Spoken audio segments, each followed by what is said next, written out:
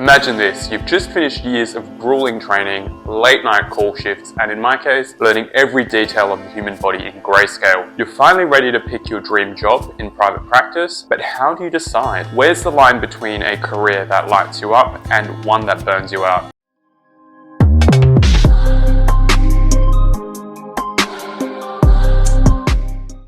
For those of you new to the channel, my name is Jazz. I'm an Australian trained radiologist currently based in London. And in this video, we're going to break it all down step by step so you can pick the perfect place to work for you and your needs. And because this is me, we'll throw in some somewhat funny radiology humor along the way. Let's get into it. Step 1, research. So this is where you cast a wide net. Think of it as speed dating, except instead of swiping left or right, you're sifting through job descriptions. Do they align with your goals? Do they have subspecialties that you're interested in? Do they offer snacks? How comfy are the chairs? Because everyone knows a radiologist without coffee and snacks is like a CT scanner without power, essentially useless. Now, location matters too. So ask yourself, do you want to be within the city or do you want to work slightly more regionally? What state do you want to work in? And let's not forget about the weather. Sure, you might love reading MRIs in a dark room, but do you really want to live somewhere you have to shovel snow every morning? Now, I know this is probably a bit rich coming from someone who's moved from sunny Australia to, sad and cloudy London, but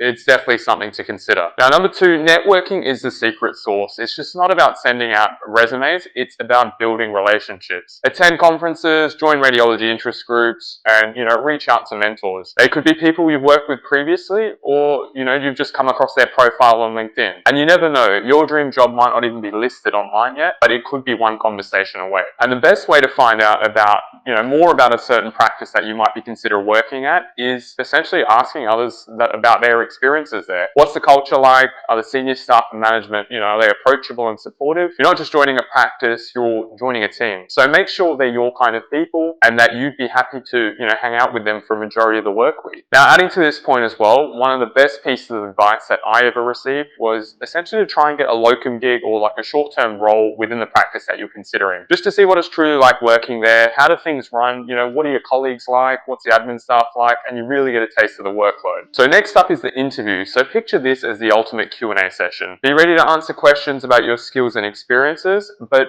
more importantly, prepare to ask questions as well. When they ask, what's your greatest weakness? Don't say that, you can't resist the free office donuts. Save that for the second interview. Now here's what to ask them. What's the case mix like? Is there an on-call schedule and how demanding is it? Is there room to grow and progress within the organization? And my personal favorite, do they have a coffee machine? Or are you stuck, drinking the rubbish instant stuff? Remember, the interview is as much about them selling the practice to you as it is about you proving your worth. Put in a lot of effort and jumped over a lot of hurdles to get to where you are, and you shouldn't forget that. Now let's talk about compensation. Yes, the remuneration matters, but so do the benefits. So look for things like CPD allowances, sign-on bonuses, whether your company will cover your, professional fees, memberships, and as well as your medical indemnity fees. And if they also throw in free parking, you've basically hit the jackpot. Pro tip, always get a lawyer to review your contract. There's nothing worse than, finding out later on that you agreed to an on-call schedule that's way worse than a neurosurgeon's and you essentially had no idea. Finally, it's decision time. So make a pros and cons list, sleep on it, and discuss it with your loved ones. They know you the best and can help you, guide you to the right kind of organization and place to work. So this is about your long-term happiness, not just the next 6 months. So you need to pick the place that best overall aligns with you. Pick the practice that feels like home, the one where you can see yourself thriving, learning, and hopefully even cracking a few jokes with your colleagues. And that's a wrap on how to choose the best private practice. Remember, research, network, interview, negotiate, and trust your gut. You worked so hard to get here, so make this choice count. And remember, just like in radiology, the key to success is finding the right balance. And practice with a good snack selection is always a plus. Guys, if you found this video helpful, hit the like button, subscribe to the channel if you're new, and I'll catch you in the next one. Cheers.